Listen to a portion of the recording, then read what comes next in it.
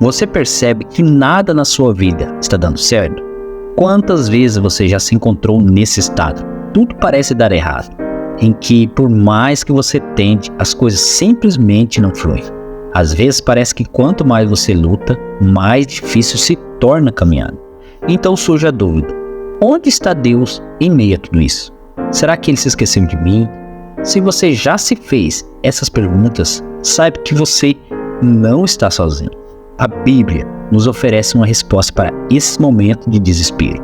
E ela se encontra em Romanos 8:28, que diz assim: sabemos que Deus age em todas as coisas para o bem daqueles que o amam, dos que foram chamados de acordo com o seu propósito.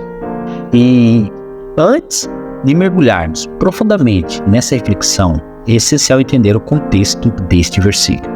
Paulo, o apóstolo, escreve aos cristãos em Roma, uma cidade imersa em cultura, mas também em conflito.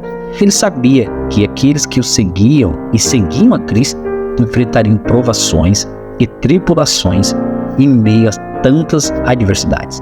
Paulo oferece uma palavra de esperança. Mesmo quando tudo parece perdido, Deus está agindo em seu favor. É fácil se desesperar quando a dor e o sofrimento batem em nossa porta. Mas você já parou para pensar que talvez Deus esteja usando esses momentos para moldá-lo? Em Jeremias 18, Deus é comparado ao oleiro e nós ao barro. O processo de moldagem não é fácil, requer pressão, corte e até fogo. No entanto, o resultado final é uma obra-prima. Assim também acontece conosco. As adversidades são como as mãos do oleiro que nos molda. Sem elas, continuaríamos sendo barro bruto, sem forma ou propósito. Talvez você esteja enfrentando desafios hoje porque Deus está trabalhando em algo grandioso na sua vida. Ele vê o que você não consegue enxergar, o produto final. Outro aspecto fundamental que precisamos entender é que a nossa visão é limitada. Vemos apenas o presente e muitas vezes somos incapazes de enxergar o quadro completo. Deus, por outro lado, tem uma visão de eternidade.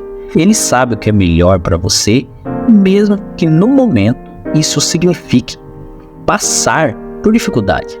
Imagine-se em um grande labirinto. Da sua perspectiva, você só consegue ver as paredes ao seu redor, mas Deus está acima, vendo o caminho completo. Ele sabe onde estão as saídas e como guiá-lo para fora. Talvez as situações que você enfrenta hoje sejam as curvas necessárias para que você chegue ao destino certo. Lembra-se da história de Pedro andando sobre as águas em Mateus 14, do 22 ao 33? Ele começou a afundar assim, tirou os olhos de Jesus e focou na tempestade ao seu redor. E isso é o que acontece conosco quando deixamos de confiar em Deus. As tempestades da vida são inevitáveis, mas onde está o nosso foco? Se continuarmos a olhar para as dificuldades, começaremos a afundar. Mas se mantivermos nossos olhos fixos em Cristo, encontraremos a força necessária para caminhar sobre as águas, mesmo em meio às tempestades. A confiança em Deus não significa que as tempestades não virão, mas que quando vierem, você não estará sozinho. Voltando ao versículo de Romanos 8:28, a palavra-chave aqui é propósito.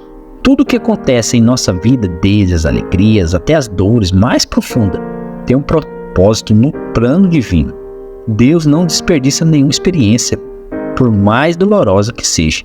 Ele usa cada detalhe para nos aproximar dele e nos moldar à imagem de Cristo. Isso nos leva a refletir: será que estamos vivendo de acordo com o propósito que Deus tem para nós? Ou estamos tão focados nas dificuldades que perdemos de vista o que realmente importa? Talvez o que precisamos não é de uma vida sem problemas, mas de um coração alinhado com o propósito de Deus. Em Tiago 1, do 2 ao 4, somos exortados a considerar o motivo de grande alegria o fato de passarmos por provações, pois a prova da nossa fé produz perseverança, e a perseverança deve ter ação completa, para que sejamos maduros e íntegros, sem nos faltar coisa alguma. Isso pode parecer contraditório, à primeira vista. E como podemos encontrar alegria nas provações?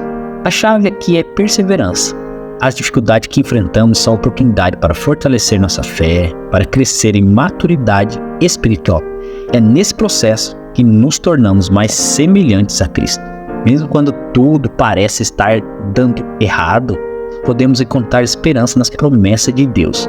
Em Lamentações 3, no 22 e 23, lemos: as misericórdias do Senhor são a causa de não sermos consumidos, porque as suas misericórdias não têm fim.